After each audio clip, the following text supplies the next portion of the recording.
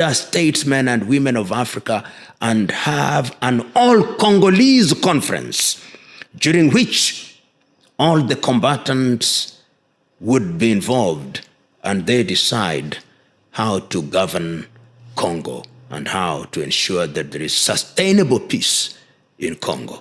Easier said than done, but necessary and urgent. Not easy.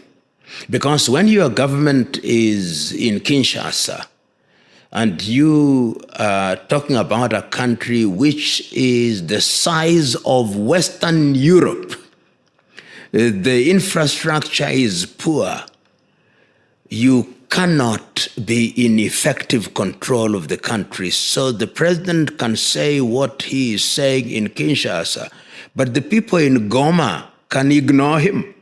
The people in Katanga can ignore him because the territory is so big, the people are so divided, the interests are so diverse that it will take a combined effort of all Africans of goodwill to give them the ability to deal with the problem as it is. As it is now, it is not possible. They just don't have the resources, they don't have the personnel, and they don't have the, in my view, even the ability to pacify Congo if it is left to them.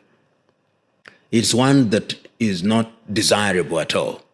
It is an undesirable conflict, but it would be a conflict that would bring in quite a number of neighbors if such a conflict were to take place. And let people not be cheated. And President Kagame has been on record as saying that we don't want any conflict, but if it is brought on us, then we are going to defend ourselves to the last person. And that is exactly what is going to happen.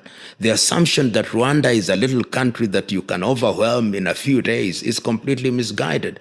And I hope that the administration in Kinshasa remains conscious of this, that Africa does not need a conflict of that nature.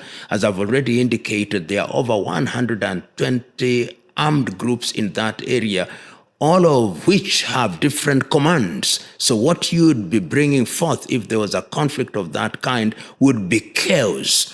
It would be hell on earth. People would create an environment where they will just control little fiefdoms, where they mine and engage in illicit trade, which is completely undesirable. And remember that there are people within these territories who also would be acting at the behest of foreign powers. And I'm happy to hear that President Tshisekedi has now said that he is prepared to meet